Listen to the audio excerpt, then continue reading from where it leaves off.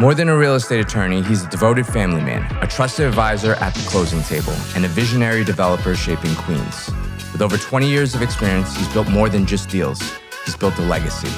In episode 2 of the ProLinks podcast, we explore the mindset, discipline, and heart that make Jay Lau a leader in both his family and in his law firm.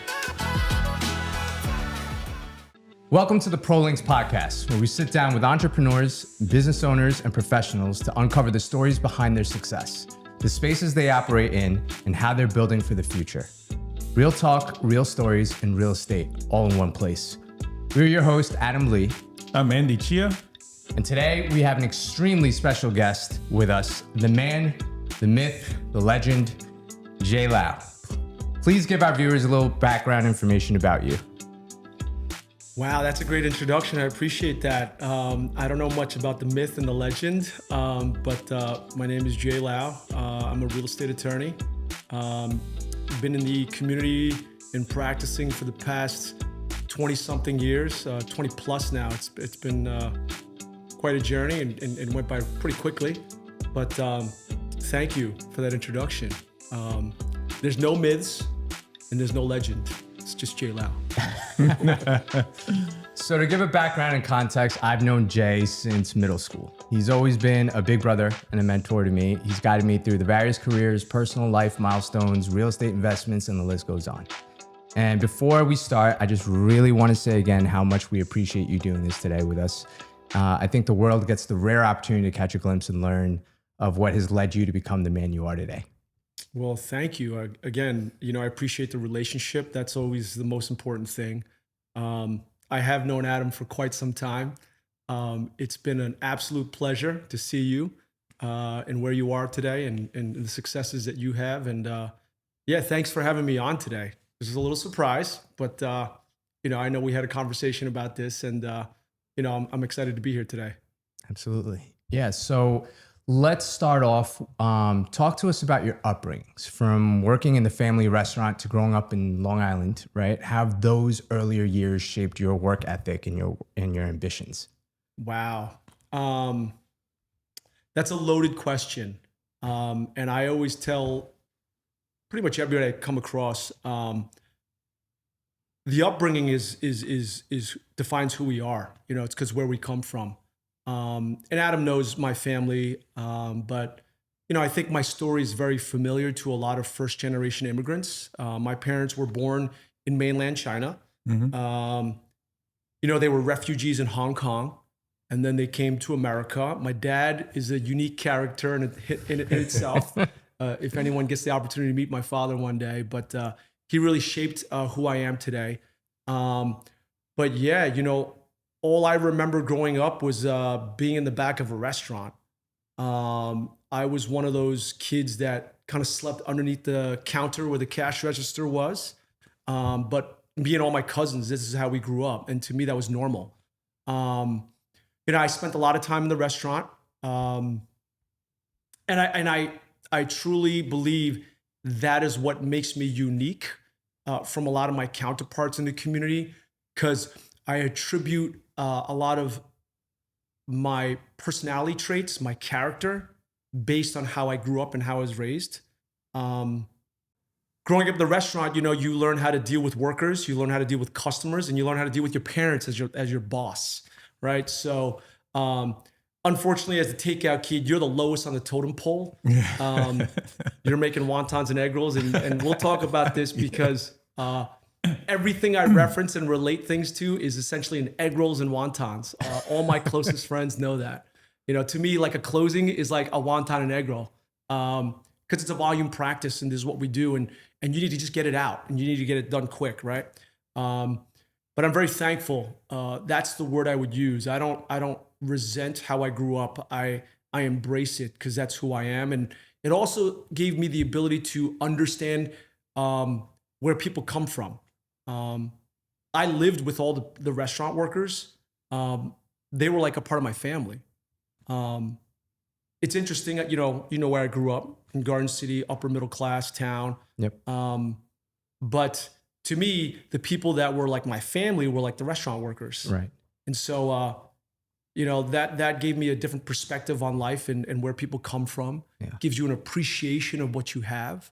So I'm very thankful for how I was raised and how I was brought up. Some people would say it was really tough, but nothing comes easy, right? And toughness and grit comes through challenges in life. And so to me, any challenge that comes about, the ability to deal with it is because at a young age, I was exposed to a lot of different circumstances that were challenging, and you learn how to roll with the punches. Yeah. And, that's how you deal with it. No, for sure. I mean, just to touch on that, I think like you grew up in an Asian family and you also grew up in, predominantly, Caucasian town, right? So in a way I could see how your skill set is like kind of like a chameleon. You had to adapt to the different circumstances, and that probably taught you, to kind of adjust and read the room, right, as you gotten older. Absolutely. Yeah. Absolutely. Yeah. And again, I find it that was an absolute blessing for me. And I would say that because my father is not a typical Asian man. In our Asian culture, we learn how to be like kind of passive and kind of, we have to learn how to like just eat things and just deal with it because of custom and culture. My father was not like that. So I was very, very fortunate because even my earliest memories of my father in the restaurant, even though we didn't spend a lot of time together outside of the restaurant, if someone tried to bully my father, like my father wouldn't take crap from anyone. And I'm very thankful that he taught me that. He taught me that this is America, right? No one has anything above you. We're all the same. We all started the same. No one's better than you. You earn your keep. And so at a very young age, for me growing up in Garden City, yeah, sure, in elementary school, middle school, you go through the struggles of, saying to yourself, I'm American, but I'm not really. Because my home was not American. We grew up and we had to speak Cantonese at home. And our customs and our culture were definitely not American. But at a young age, when you go to your friend's house, you see other cultures and how they interact with their family members. And I thought I was very blessed because you get to pick and choose the best from every culture. And you can choose what you want to take, the good and the bad. And so for me, being uncomfortable at a young age also, I think, helped me become very, it helped me become the person that I am, which is a little different in the sense that, I'm very open about speaking my mind. I'm probably a little bit too straightforward when I should sometimes learn how to dial it back.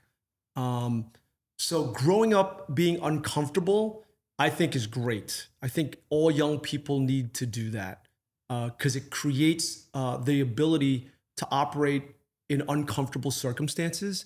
And in the business world, we're often in that situation, right? Especially in the art of the deal. You're going to be put through the grinder. You're going to be put through different situations and circumstances. And you need to be able to react and communicate and deal with those situations. So Absolutely. I'm thankful for that as well. Nice. So I've been in the real estate industry for quite a while, and we have, of course, passed a few times. Occasionally, I meet you before. I heard a lot of good things about you, but one of the things that stood out to me is your high level communication skills, and you are able to speak 4 different dialect and languages. And most people say about you is that your specialty to connect to people very quickly and deeply. Now, how did you develop that skill set?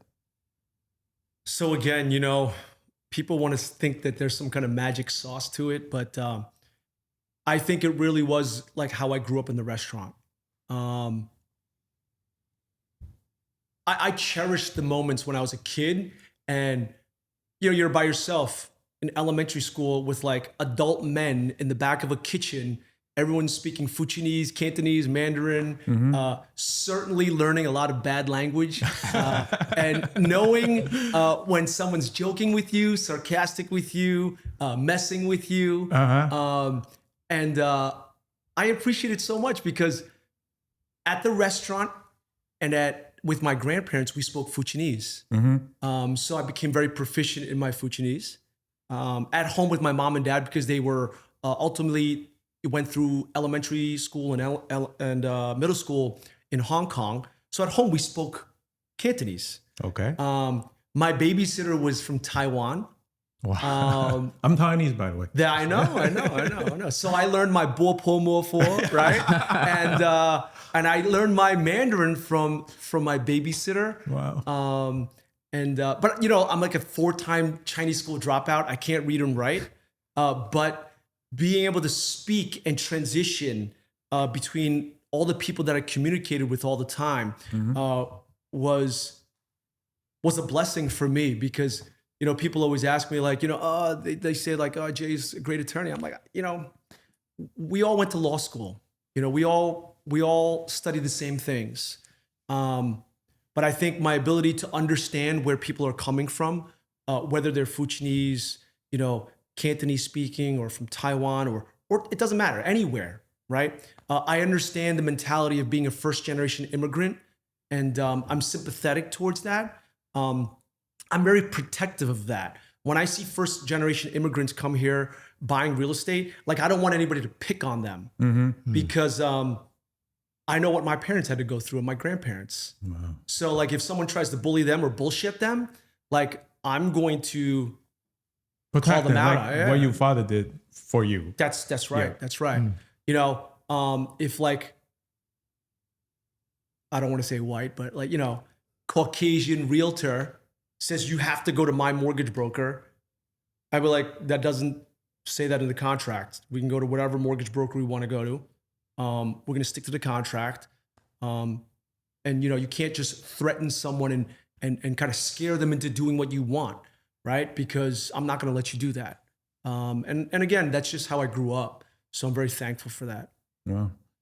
I want to add to that, you just not only speak 4 different languages, you speak fluently those languages, not just like curse words, like, you know.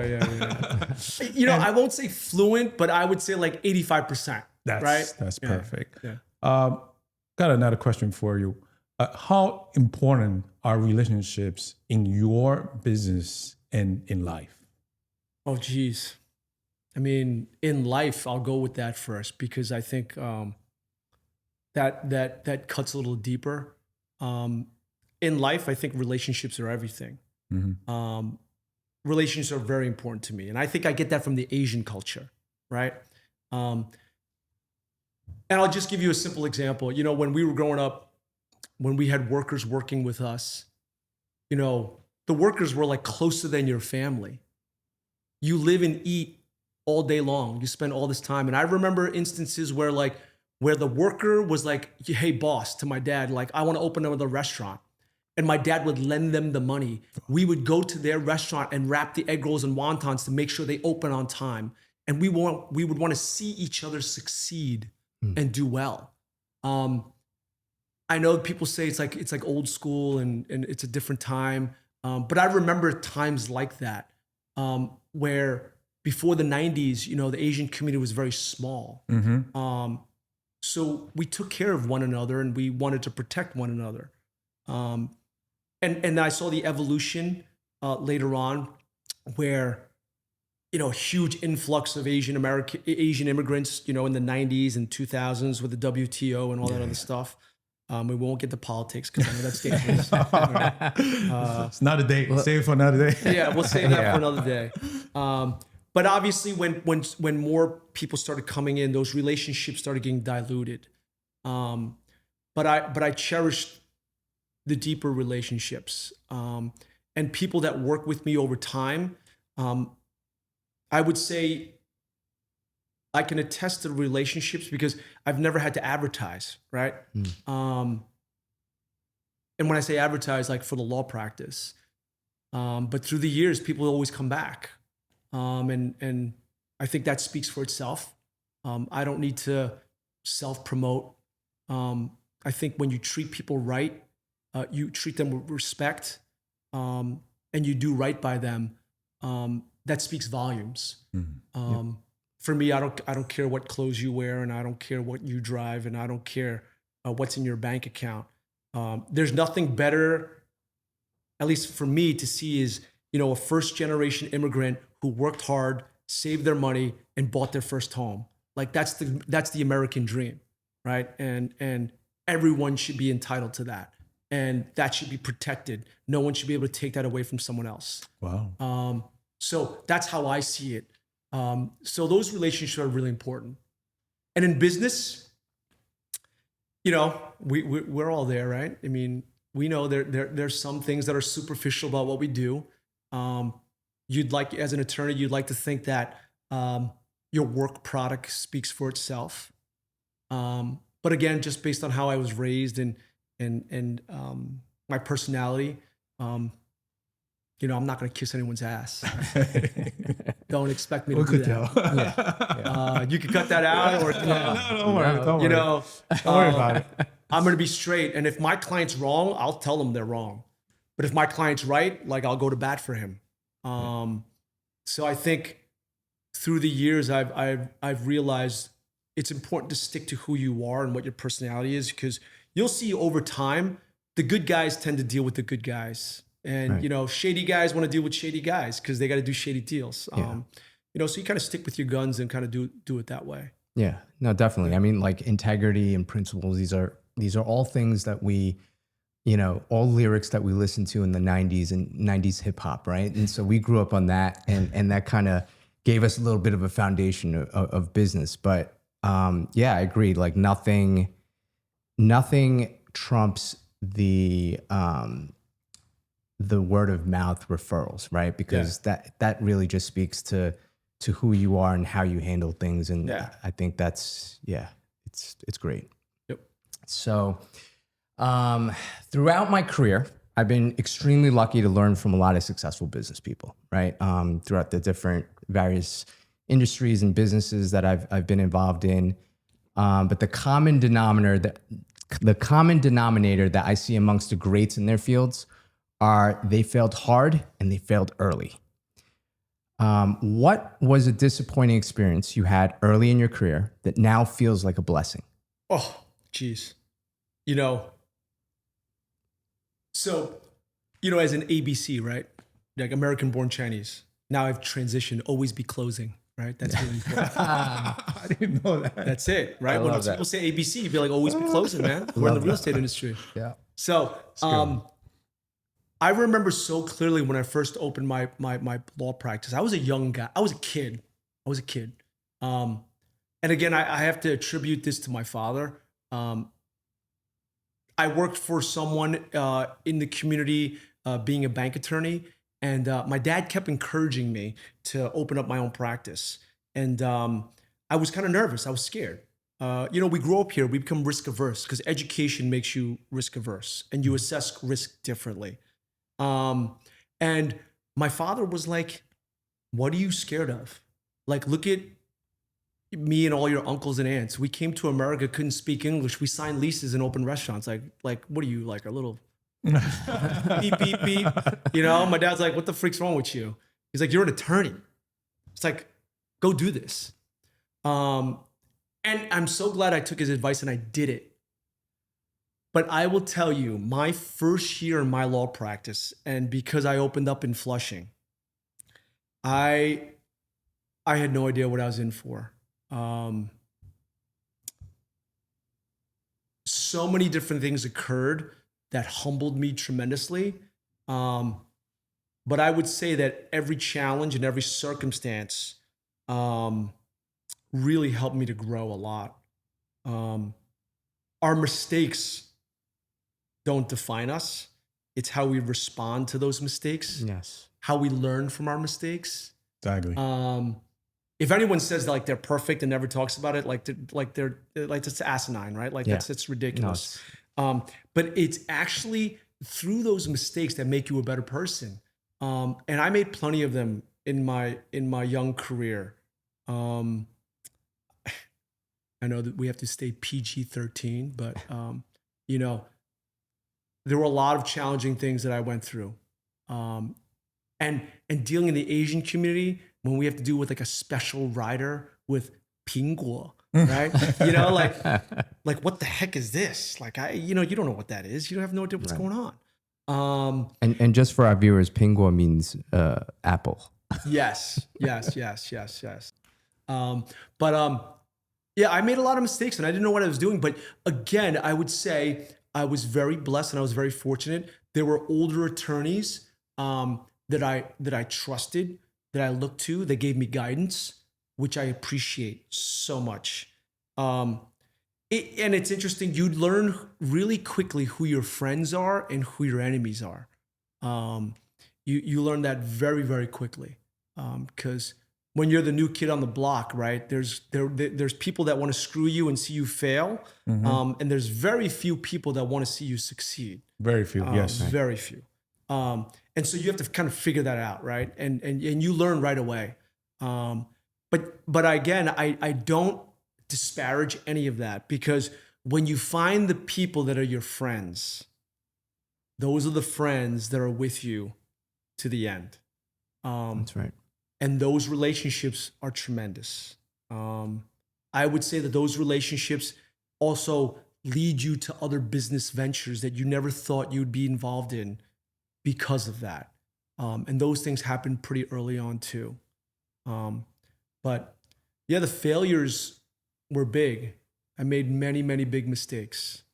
And you just kind of figure it out. A lot of sleepless nights that are like, I'm going to go back to the laundromat and takeout restaurant. I can't do this anymore. Like, why am I doing this? This is nuts. Yeah. I used to tell my father when my father's the best, so, I'm a lawyer in Flushing, and like you're doing closings and everyone's like kind of like tooting your horn. Oh, 刘律师, right? And like on Friday, my dad be like, yo, there's 2 machines at the laundromat that need to be fixed. Like, get your ass there right now. It's like midnight. I got like 4 kids at home. He's like, go fix the laundry machines. And I'm like, all right. But you know what? Sitting at the laundry machine, you're like, wow, if I could solve every problem with a quarter from the laundromat, like I do that all day long. I would do that any time of the week. But as a lawyer, you're dealing with big contracts and big numbers, right? Yeah.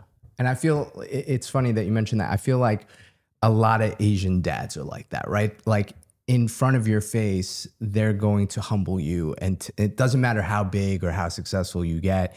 They're still going to bring you back down to earth. They're like a counterbalance, right? But behind your back, they're talking greatest things about you. They're your greatest supporter and, sideline, for lack of a better word, cheerleader, right? Yeah. And so, I could definitely see that in your dad. I've known your dad for a long time. So it's the Asian culture. Yeah. Asian culture. So from that experience, what trait and belief did you develop and hold as your highest and standard today? I think the most important thing is always stick to your guns. When I say stick to your guns, don't change who you are for other people. You're never going to make everyone happy. As you get older, you kind of recognize this, because you can't make everyone happy. Right. Because when you make other people happy, you know who's pissed off and angry and miserable? You. So I've learned very early on, like, I'm not going to try to make someone else happy, or I'm not going to tell them something to make them happy. I'm going to tell them what I think this is what it should be. And whether you want to kill the deal or get the deal done, this is what it is. These are the options, A, B, and C. You tell me what you want to do. Will always be closing. That's right. It'll always be closing. Because I'm definitely not a contract killer. Those people who close with me, they know that, like, some attorneys, you get the deal and you're like, this is going to be miserable. Right. Like, I'm not like that, right? So stick to who you are and always stick with what you originally felt. I know it's kind of corny, but people say, like, always stick with your gut. Mm-hmm. And sometimes you question your gut. Your first reaction is one thing, but then you overthink things like 100 times and you play it out, and then you change what you're going to do. I have found in my career that when I stick with what my gut initially tells me, that's the way to do it.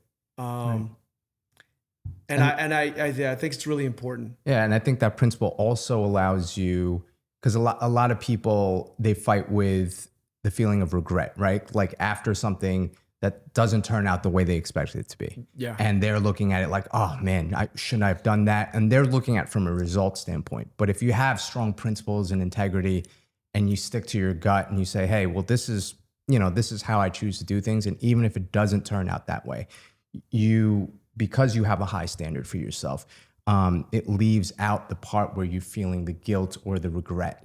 And I think regret is one of the most painful emotions that human beings experience, that aside from shame, right? Yeah, I mean, listen, we all understand shame because we're Asian culture. Right. And we all can say like hindsight's 2020, right? When you've already done through it, but listen, there's a reason for everything. Adam, like I'm a man of faith, Yep. right? I have my standard. When you talk about standard, the standard has to come from somewhere. Right. We don't pull that standard out of our ass, right? Like, I'm sorry. Okay, you gotta No, that's cool. fine. No, That's you're fine. good. Don't worry. You're good. But there's an opportunity cost. So when you make one move, yes, there may be a certain result, but you don't know what the other results would be. And when you make a choice, right, there could be a lot of consequences. But if you made the other choice, there would have been consequences that end also. And you'll never know the alternative. You'll never know the alternative. When we're kids, remember reading like Choose Your Own Adventure? Right. You get to read the book and then you'd be like, choose your own adventure. Right. That's life, right? Yeah. So it's interesting. I don't regret too many things because I believe that everything happens for a purpose, whether good or bad. It's what you choose to make of those circumstances. I think it's really, really powerful when you take circumstances that have been dealt to you, whether they're good or bad, but you make the most of it. Because, Adam, I have 4 kids. What do you tell your kids, right? When life gives you lemons, you make lemonade, bro. Absolutely. And who doesn't like lemonade? Like, come on, right? I've drank a lot of lemonade in my life. And I've been given a lot of bad lemons, but I've had some good lemons too, man. And the good lemons, you freaking just... We're talking about fruits all day. That's it, man. That's what we're doing, man. So life is going to be life. You can't control circumstances, but it's how you deal with the circumstance that show and reflect who we are, right? So I love it because you can't plan for anything, man. Yeah. Like you plan a certain amount, but a perfect example, when I'm an attorney, I'm going to closing and people don't get this. Like if I'm only buyer's attorney, I can do everything in my power to make sure I'm prepared. But if the seller's attorney comes to the closing with no deed, no transfer docs, didn't clear title, like I can't do jack. And when I'm the seller's attorney and I did everything I'm supposed to do, but the buyer's attorney didn't tell the bank attorney anything, like we're sitting there for 5 hours. Right. And this drives me nuts.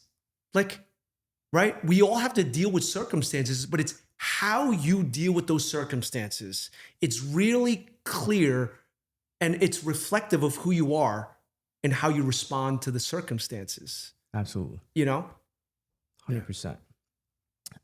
So I remember in 2007, I was purchasing my first property and I came to your office to review and sign a contract, right? We were in your office and suddenly 2 guys come barging in, right? With black garbage bags and laid them across your conference room table. Now, I don't know what was in those garbage bags. I didn't see, okay?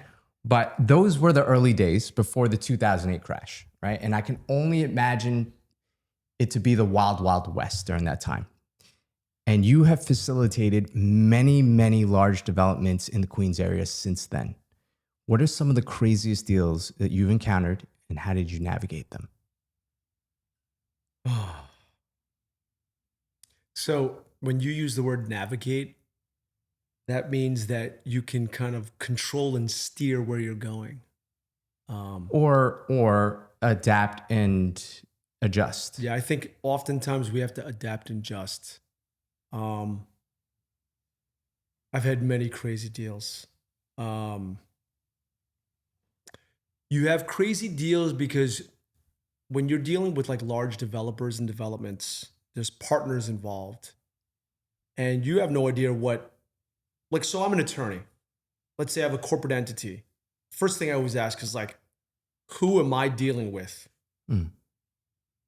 Because in a LLC, there could be 50 members. Mhm. Right. Who am I supposed to talk to? 50 people or the one guy? Well, the GP, ideally. Yeah. But you know, Andy knows. GP says he's a GP. Does he really GP? That is Exactly. true. That is true. You have no freaking idea. Yo, you come to closing and all of a sudden, like some dude's like, yo, I'm a member here. Like I didn't approve that. I'm like, what? Like, what the freak are we supposed to do? Who are you? That's right. Like, I've had deals where like the guy's like, we're coming to closing and then negotiate a deal. I'm like, well, if you don't negotiate this, like, I'm not going to give the money for the closing. I'm like, Wait a second. Who are you? I'm like, what happened here? When you deal with like an 8-hour closing, you're like, what the freak is going on? And I think people that maybe they're a little more patient have a better grasp of that. But for me, I have a very low tolerance when we're not prepared. And I think in all my crazy deals, it's not because I'm a good lawyer. It's managing expectation and personalities. Hmm. That's really the bottom line. Sometimes the guy who's holding up the deal is not the money guy. He can just be an asshole for the sake of being an asshole, right? Like, Right. So how am I going to talk to him to sign a document so I can close? And sometimes it is the guy with the money, right? But he's easy. He just wants to have like a membership agreement that where it says that he gets the biggest say and whatever it is. But like when you're dealing with like a syndicate and you're dealing with like a sponsor, as a lawyer, I have an obligation to the entity, right? I need to know who has approved this transaction and everyone knows what's going on. So deals can go really, really hairy and they can go sideways so quick. But I think through the years, just through experience, I try to gather all the information up front because I want to deal with all the nonsense in the beginning so that at the closing table, there aren't issues. Because at the end of the day, if the goal is to close, then I'm not going to do that at the table. I want to know everything ahead of time. But you asked for crazy deals. I can't name names and I can't name that's okay. people, but the front end of closing is just the beginning, because on the back end, when you're dealing with like selling units and how they want to distribute like their profits and stuff Right. like that, they're all crazy, man. There's nothing that's like boilerplate. Right. People always ask me like, what's normal? I'm like, normal? There's no such thing as normal, right? Normal is like the guy who works at the post office, right? Right. That's normal. Right. Like you guys don't work at the post office, right?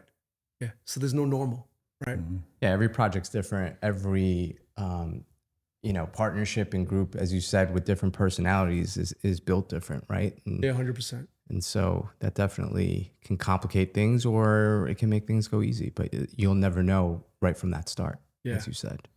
Yeah, I couldn't imagine sitting at a closing table for 7 to 8 hours. Me personally, alongside a closing table, 4 to 5 hours. I think that's long already. Sitting 8 hours. That's like, Yeah. I don't know. It's crazy to me. So It's always a commercial deal. yeah, it sounds 8 hours. You could be sitting there for 8 hours because they got like some hard money loan. They're underwriting at the table, and guys are still trying to get money from other people and other investors to close. Oh my God. I'm not joking, man. I'm not joking. It's like the last hour that they're like, no, it's coming. It's coming. The wire's coming any second. I've literally had a deal like that. And at the table, we have to negotiate the terms of the operating agreement for the guy. And the guy just like walks up with a bank check of like $4 million. It's like, no one told me this before closing. Wow. It's crazy. I want to know buying for lunch and who was buying for dinner, sitting for 8 hours. Oh, here's another thing. Facts. Whenever you go to a closing and they have a meal or lunch prepared, you don't like that. That means you're going to be there a long time. Yeah. Oh, man. The expectation is that Yeah, I don't want to see lunch at the table, man. Yeah. That was a great tip. So being in your industry for so long, right? And after pandemic, real estate changes a lot. What do you see it's changing and what are you foreseeing the next 5 years in real estate? Oh, so the pandemic. Listen, okay, we're gonna do a little side note. Pandemic was the greatest thing that ever happened to any of us. It was the greatest reset. People got things into perspective, and I'm telling you, it expedited the use of technology in the legal field. We used to have to sit down, sign contracts with everyone all day long, Right. physically. Now I can use DocuSign. Right. And now like clients are like, yeah, I don't need to see you. Let's just do it online. I'm like, yeah, because I don't wear a mask. All right. But, post-pandemic, I would say that for the legal community, technology came into play, and that helped us overall. Because before that, like when you have to sit down and meet and everyone has to travel and come, like it was antiquated. And now everyone's very comfortable with wires.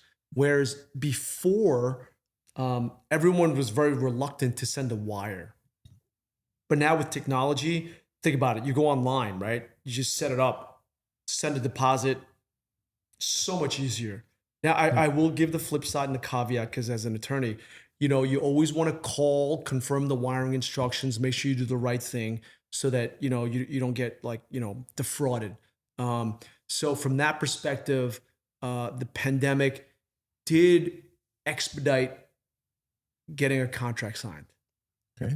Like you can sign a contract like in 24 hours, right? If everyone's on the ball and moving along, we can sign contracts really quickly. If everyone's on the ball. Moving forward, it's just gonna be interesting because now, with technology and like ChatGPT and all that stuff like that, I hate it because every client's gonna ChatGPT the contract. And I'm like, well, I'm not ChatGPT and I can't explain it to you like that. So right away, when people email me and they ask me questions, I know they Googled everything. And I'm like, if you're going to Google everything, then you don't need me. You can go use ChatGPT, man. Like, there's a certain amount of trust that is still involved in every transaction. Technology, how do I say this? There is still the human element in life. I was about to say that. Yeah. It's almost like ChatGPT. It's like an encyclopedia, right? Like That's Google it. was that in that sense, but it now it kind of displays it in a more human sense of form. So people can like say, oh, okay, I understand that, right? It breaks it down a little bit better, but it's the same thing. Like you can read about how to ride a bike, but the fact of the matter is you can't learn how to ride a bike by reading it, right? So I use that analogy in the sense of saying a lot of people underestimate, whether you're a lawyer, you're a doctor in any industry, right? The human form of relationships and the network and the ability to get those parts of the process of the transaction done. And it's not through submitting something, via email. It's through a relationship. Like you have a relationship with, 100%. a bank and everything like that. Like you got to get that thing done. Right. 100%. Yeah. Yeah. I agree 100%. You're unless you're like a robot, you can't eliminate the human element out of everything we do. And some people that are like, introverts and stuff like that, they probably prefer that. But at the end of the day, you still have to come to the closing, right? The bank still needs you to sign your loan documents, right? So you still need to deal with it. And for me, that's a good thing. we're not robots. If God designed us to be robots, life would be a lot easier, but we're not. We're all unique. We're all different. We all have different personalities. We all come in like different shapes and sizes. And that's a good thing. I think you got to cherish that, enjoy that. And that's the fun part about dealing with, people on deals, right? Yeah. You guys have to deal with like when you do an open house, like you have no idea who's going to walk through the door. Right. The one guy that like you think is like, what the freak is this guy? And he's going to be like, give you the best offer. Like, who knows, right? Nobody knows, right? Same thing with me as an attorney. Like, I have no idea who I'm talking to. And, some people who sound like they're going to be the best clients end up being the worst clients. And sometimes the worst clients end up being the best clients because they love what you did for them. So that's why it's really imperative to, we have to maintain our humanity, being who we are. It's important. I think so. That's my opinion. Yep. Yeah. So most people who are close to you would agree with me when I say this, right? But it seems like I can never be out at a dinner with you without you bumping into somebody that you know, right? And it speaks upon your vast network of relationships and how many people you've helped along the way. And what I would say that you're extremely good at is bringing people together from various skill sets and different walks of life. It also makes you a magician in putting together resourceful development deals. Talk to us about your experience in development. That's a long story, man. Give us the short version. I spent the first 10 years of my practice watching clients make money. Like every 2-3 years, they're like buying a house, doing this, doing that. I'm like, and I'm the lawyer. I'm supposed to be the educated one. Like, what the hell's going on here, man? So every time I made a bid on a house, I'm thinking this, calculating that, and before I know it, somebody took the deal, So you were overanalyzing and being critical. Yeah, because that's what we're educated to do, right? Right. You want to make sure you try to like eliminate risk and make a good decision. And I realized that the guys who don't know how to assess risk, right, are the ones that are getting the deals and making a lot of money. So this adage in school that you learned for all the young people out there, right? Low risk, low reward, high risk, high reward. That is so true. Because low risks means, whatever you're putting in, you're really assessing the crap out of it so that you can just get like that minuscule return. And it's all about personality, right? Right. So some people are happy with that. But the guys that are willing to wheel and deal and make deals, the risk is high, but the reward is high. Right. So do you think that's, I'm sorry to cut you off. Do you think that's also a part of ignorance where if you didn't know so much detail about it, you would have the courage to just kind of not say rush into the deal, but like capture the deal, be quick, the quickest to offer something, right? And then get in there and then figure it out afterwards? Does ignorance play a role into courage is what I'm asking. That's a wonderful question. Let me ask you this. I wouldn't want to use the word ignorance. Okay. Because you only know what you know. And we all have different backgrounds. If you see a deal and you know what your neighbor bought, the guy across the street bought, and the guy, down the block bought, and you're like, this is a good price, let me buy it. But educated people would be like, let me see the comps. Right. Right. Why are you lying to me, motherfucker? Because we know that in Flushing, the contract price and the comps ain't real shit, bro. Right. So, I use that and I say that jokingly. And, Andy, you know what I'm talking about. Yeah. So, like, how do you know? No one knows because there's an intrinsic value when you want to do a deal. And I'm not going to say it's like based on like your return is 10%, 20%, 50%, because you and I both know guys that are, some people are happy with 10% return. That's why you have a savings account for freaking a money market, like 4%. And then, you know, some guys like they won't do a deal for 50% return. Like, goddamn, like what the freak, man? Like these guys, like, cause they're like, I won't do a deal until I 2x my money, 3x my money. Right. I'm like, good for you, motherfucker. I'm like, what the hell? You know, so like, to each his own. Right. To each his own. I would say that you have to be comfortable in what you're going to do and where you're going to put your money. And when you invest, remember the word invest doesn't guarantee a return. I mean, you could potentially lose it. Yep.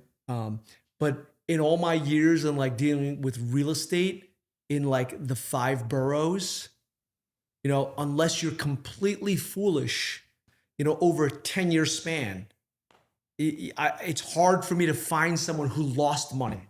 Right. Right. And it also comes into play like what are you looking to do? Are you flipping a deal? Are you building a deal? Are you looking to add value?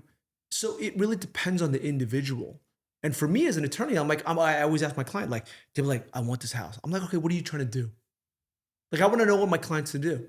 Because if at the end of the day, they're like, I just want the freaking house. I'm like, all right, I'm going to get you the house. That means no changes on the contract. Let's rock and roll. Because if I kill a deal, 5 years now, you'll be like, you son of a bitch. You freaking lost a deal for me. I'm like, I don't want to do that, right? So you got to know your client. You got to know what they're trying to do. And then based on what they want, you act accordingly. But for myself, I'm a pretty conservative guy.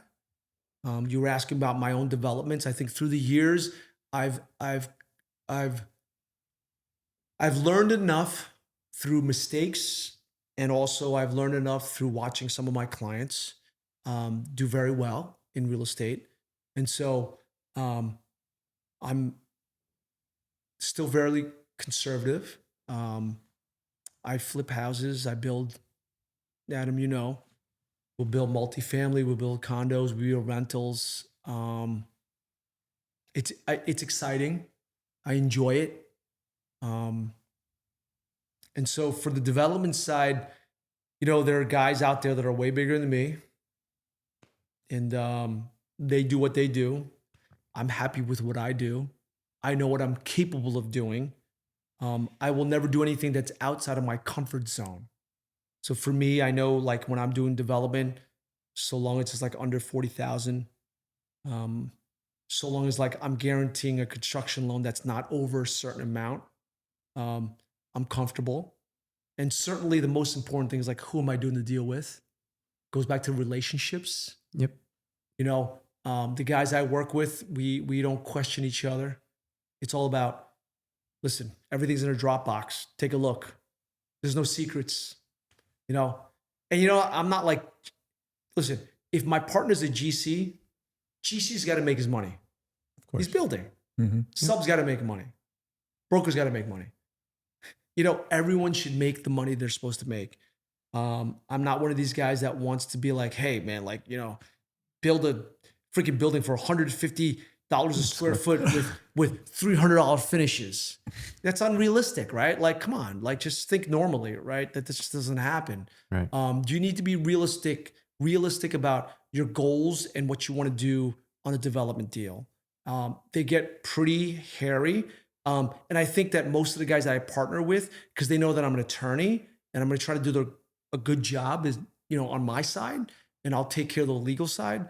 So they have a comfort level. So I'll get into those deals with them. And if it's not comfortable, then we, you know, hey, shake hands, close the deal, and we move on to the next thing, you know? That's how I feel. Awesome. There's a little more I want to add into that. Just if anyone finds a deal, right? And in commercial perspective, you found a deal, you want to analyze quickly. You have the right people, like you have the legal side, maybe a GC. You analyze this deal. If it's for you, you continue analyzing. If it's not for you, pass. Go on. Just go on. No. Don't wait. Once you wait, sometimes deal is gone. When it's gone, it's gone. Yeah. That's it. So take the opportunity. If you find a deal, you need to analyze quickly. That's something I want to really 100%. I agree with that. That time is everything, right? Timing is everything. When I get a deal sheet, and let's say one of my partners are like, "Hey, let's do this deal," I'm like, "All right, let's go." Did we do the zoning analysis? Have we done like the billable square footage? Right? Is there a tax abatement involved? Are there any rebate programs that are involved? You know, are we going to do rental? Are we going to do condos? You know, what's this? Sellable square footage? Yeah, we're going to rock and roll with the next 24 hours, right? And so we're going to move quickly because we want the deal. And sometimes, listen, I've been on the one side where I wanted the deal and we got the contract comments out, but another guy comes in with just a better price. So I will say this about me though, like I'm not big on chasing a deal. So like if like, let's say we both got contracts and like, this is the contracts and we send our contracts back because, and I'm sorry, I love you guys, but like as brokers, right? You're going to be like, a motherfucker came with a higher deal. And I'll be like, yo, fuck you too, man. So I'm not gonna chase a deal. Right. But if the deal's there and we want to do the deal, I'll do the deal. If somebody outbids me, then God bless. That means that he was supposed to get the deal, and I'll just find another deal. So yeah. There's always a deal another to deal. be done. Yes. Right? Yes. Yeah. Always. So I want to touch on, at the stage of your life, you are the leader of your firm, your family, and your life. What does leadership mean to you? Oh, geez. Getting serious now, man. So the most important thing is being a leader in your home first. Everything else is bullshit. If you don't have your house taken care of, like, I'll tell you this, like, when I do deals with people, I want to know my partners, their family. If they don't have their family in order, how the hell are they going to do my like freaking huge deal? How are they going to keep that in order? So for me, family is the most important thing. I'm not trying to be judgmental, but like as a man, who you are as a husband, as a father, if you have kids, that speaks volumes to me. Nothing is more important to me than being a good father and a good husband. You could be everything else with money, but money can't make you a better father and make you a better husband. No. Yeah. Probably worse. Yeah. Right? Like, would you guys agree? Yeah, probably got all the money, you know what I'm saying? Money can make you a good partner. Yeah. Mm-hmm. Money can make me a good leader in my office. Money can make me anything in the outside world. But money can't make you a good leader in your home. And so to me, being a leader in my home means showing my kids when I make mistakes that I can apologize. That's not a very Asian thing. That I would attribute that to my faith. Because I have 3 boys and a girl, Adam knows, and they're older. And I want them to start engaging in the family business and doing things, but I don't force them. I don't push them. Because, our Asian culture, we kind of like push kids into doing things that they don't want to do. I want to see that they want to do it, and then I can cultivate it. And for me,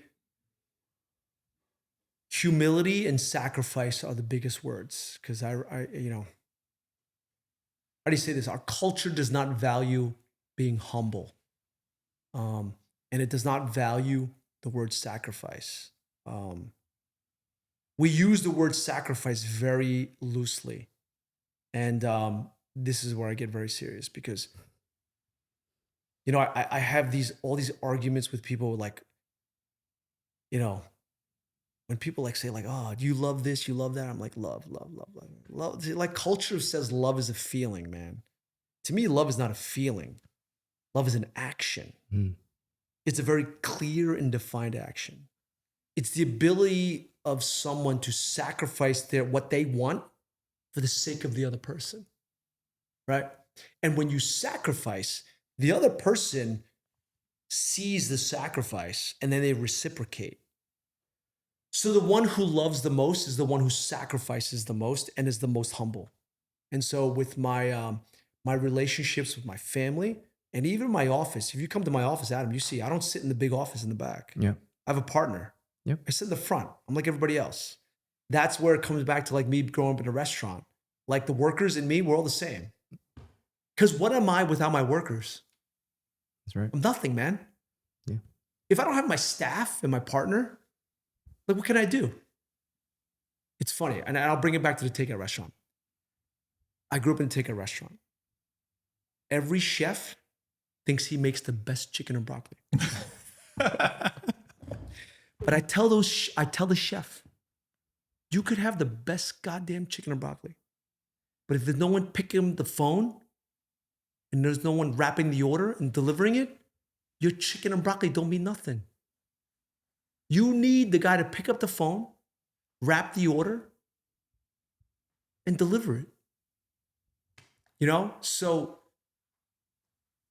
people always think that what they have is the secret sauce. I think the secret sauce is making sure that you have a good team and a group of people that you get along with that are like-minded, that have the same goals and aspirations. Mm-hmm. You know, it's a funny thing. Like, Adam, you've heard me say this. Like, what's the point of having money and being lonely? Yeah. It's miserable, man. You want to have your friends that have money with you because then you can go golf and play. When you have money and you want to go play, nobody else can play, then what are you doing? It's like pointless. 100%. Right? So I think being a leader in our culture has been misunderstood. I think if you understand what being a leader means, it means you're the first one to sacrifice and you're the most humble guy. Because when as a leader, when you're humble and sacrifice, all the people that work under you, they're going to sacrifice for you. And who benefits more? The boss, right? Exactly. And you got to bless those people around you, and you still got to take care of the people around you. So to me, leadership qualities require humility and the ability to sacrifice for someone else. You know, who doesn't have a secretary that pisses them off? But you deal with it. Because, you know, the secretaries are the ones scheduling the closings, right? Yep. Like, they're setting up my schedule. And if they know that I take care of them, then they're going to take care of me. If you don't, you know, guess what? They're going to send me to a closing in Brooklyn. They're going to send me a closing in like Westchester. They're going to send me a closing in Flushing. Like, dude, I don't want that. Right? So I think leadership is very differently defined nowadays. I think, the most important attributes that I would say are humility and sacrifice. Those are like key in leadership. And lead by action. Yeah, man. You know, like, Adam knows I love like military. We have family in the military. You know, would I follow a leader who doesn't, you know, practice what he preaches? I'd be like, you're a fraud, man. I don't want to follow you. But when your leader does the things In the trenches. lead, in the trenches when it matters, dude, I'll run straight forward, man. Do whatever you want me to do, man. I'll do it. You know, so and because I have 3 boys, I think it's really important for me to make sure I pass that down to my boys. I want my boys to understand that, you know, important stuff.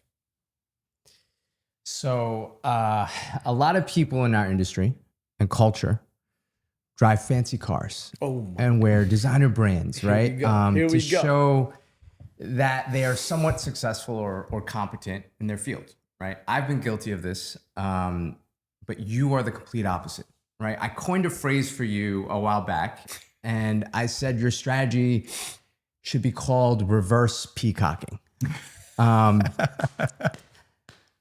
It could be a black tie affair, and you're in a flannel button down, right? You told me once that you've always been comfortable in your own skin, and authenticity has always been your MO. Talk us through that mindset. All right. So before we do that, authenticity, baby. make sure the camera got it. Yep.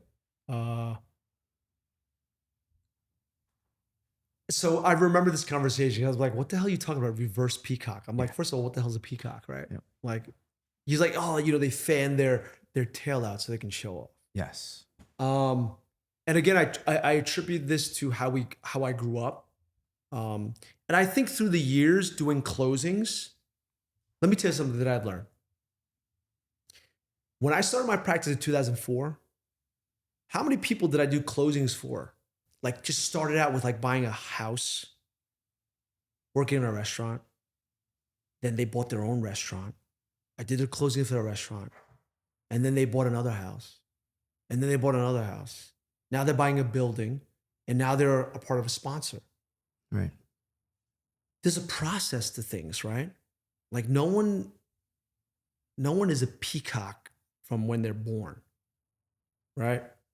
And for me, I've also dealt with the other side of things where the peacock is flashing their wings and they promise you a million things. And when you're young, you're like, oh, wow, I want to be a part of this. But you learn through time that the guys who talk the most crap are full of crap. So the peacock wasn't really a peacock. He was more like a rooster trying to pretend to be a peacock, right? You know, I like to hunt. So like the turkey fans the flame. And why are we talking about this? And why did I turn my hat backwards? I go, we are who we are. I'm comfortable in my skin and who I am. And again, it's my faith. And I've realized and recognized over time that who you are, wherever you want to be, that's who you're going to be later on in life. So are you going to like tirelessly always try to be somebody else so someone likes you to get a deal? Or just be yourself and get the deals that guys who like you for who you are?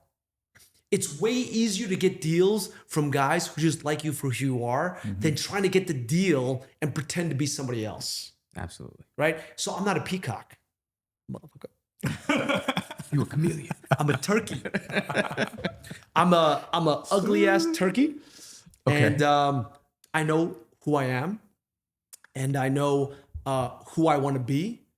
And if you like me and you want to do business with me, then let's do it. But if you want me to be a peacock, but I'm a turkey, we can't do deals together. And so I don't call it reverse peacocking. I get what you're saying. And it's not like because I want to disrespect anybody.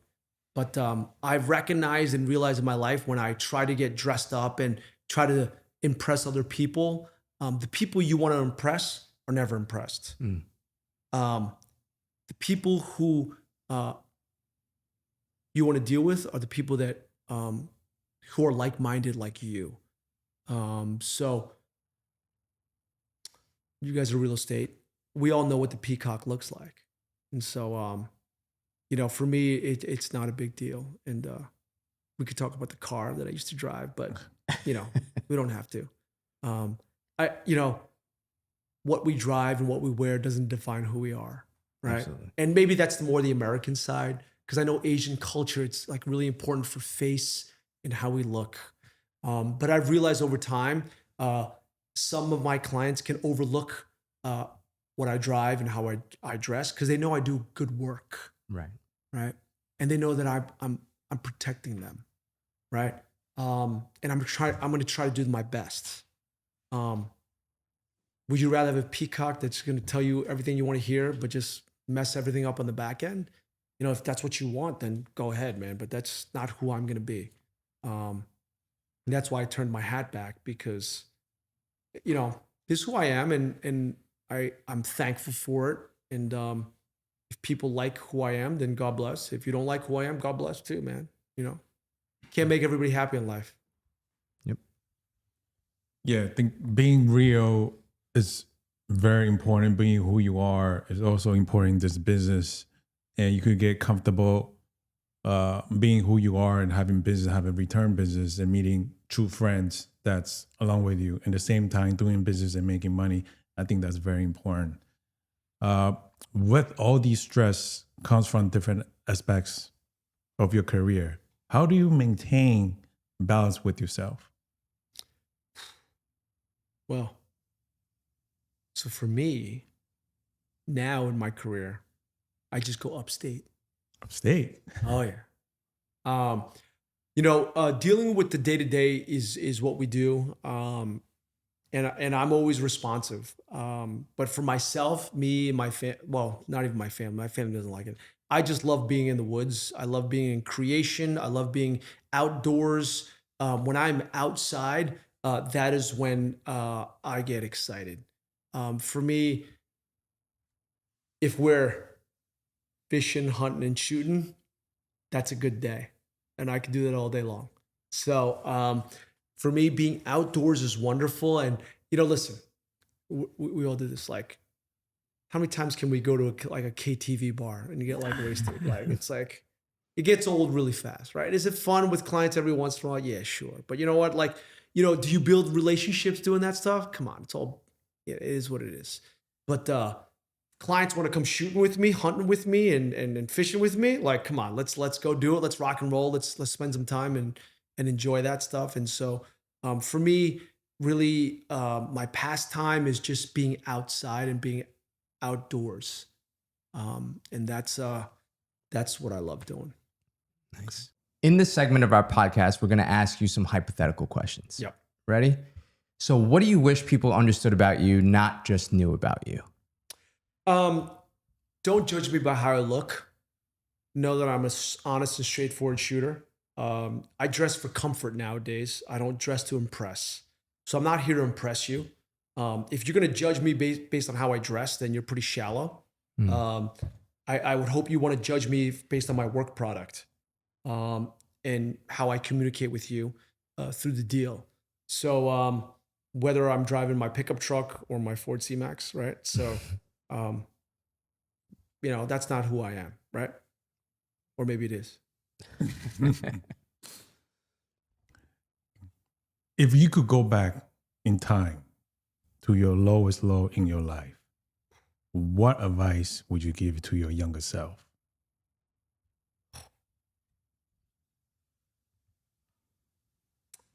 This is really important. And somebody told me this when I was young.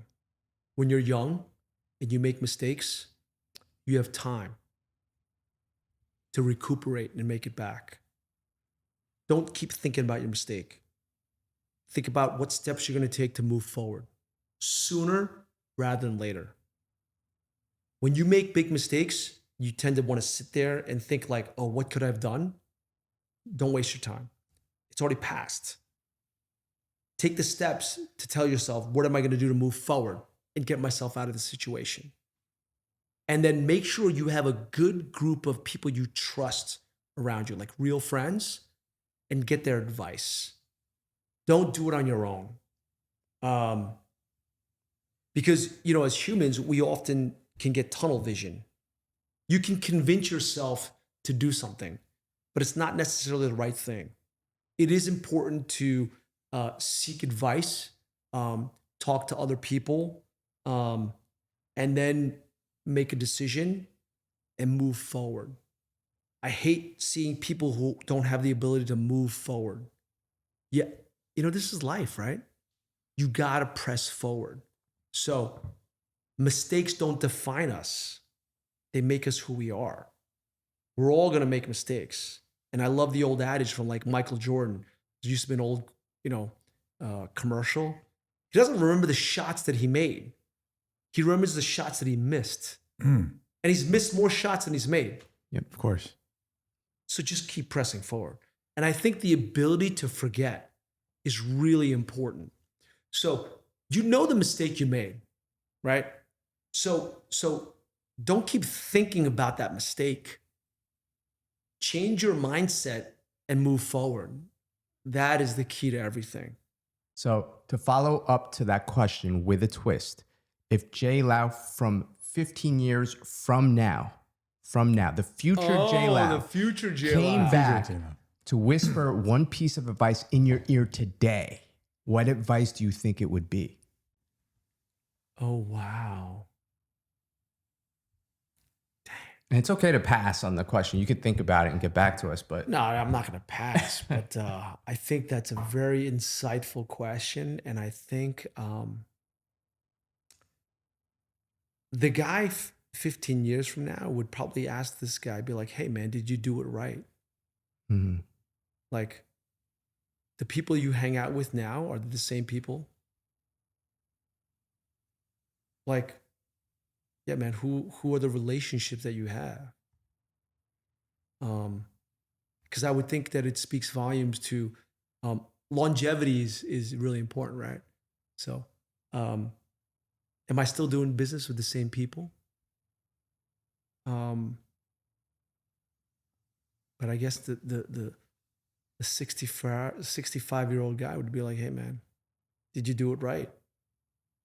Did you stick to your guns? You know, are you still the same person? Or did you change for somebody else? Wow, that's So, very important. yeah, I guess that's what it would be. Okay. If you walk into a room with everyone you ever met, who's the first person you'll walk up to and why? I did, so And it could be somebody who's still currently with us and not currently with us, right? It's anybody that you've ever met or ever was part of your life. you're trying to say, like, who's the first guy we walk up to? Yeah. Here's where I think there's no one to me that is that important or has that high of a status that I'd walk to first. I think, and I've always been like this, and I think I'm going to continue to be like this. You know, like when you're young, you see your family. I know, I guess in Asian culture, like the oldest uncle or the grandma, grandpa, you go to them and you say hello and you make your way rounds. But in this situation where it's not my family, it's just business people. I would say as I'm entering the room, whoever I see, I say hello. I'm going to treat everyone the same. You know, just because your pockets have more money than somebody else, I'm not going to walk up to you first. I'm going to walk up to everyone that I've ever met and I've had a relationship with and I've done a deal. And I know maybe Asian people will be like, oh, why do you go up to him first?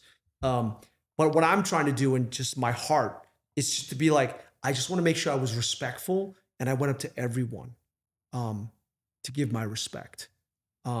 It's not, and the order in which I said that is not a reflection of the priority. It's just making sure I got everyone. Because at the end of the day, last time I checked, we all die. Nobody takes anything with them. We're all in the same boat, man. If you want to measure that, yeah, man, like we're all in the same boat. Like last I checked, like nobody lived longer than anybody else, you know, and no one took anything into the next life, you know? So if you're going to be disrespected by how I say hello, that's not my problem. That's a you problem, right? But I'm just trying to be respectful to everybody. So I wouldn't go to one person over another. Okay, fair enough. Unless it's like my mom and dad. That's it. All right, Jay. We really appreciate your time and sharing your insights and life lessons with us. You're truly a person that I've always have and continue to admire and respect. But before we go, we have one last question. If you had one message to be remembered by, what would it be?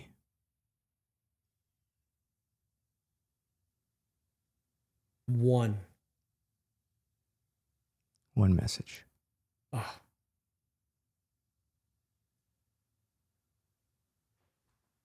I would say love God, man, and know that God loves you. If you understand that concept, you act different. There's a higher power in life. And if you operate with the understanding that there's a higher power in life, you treat people different. And so, man, to me, it's like love God and love the people around you. That's it. Awesome. Dude, thank you so much. Thanks for being here, man. Appreciate you. Thank you guys, man. Thank you. It's a wrap.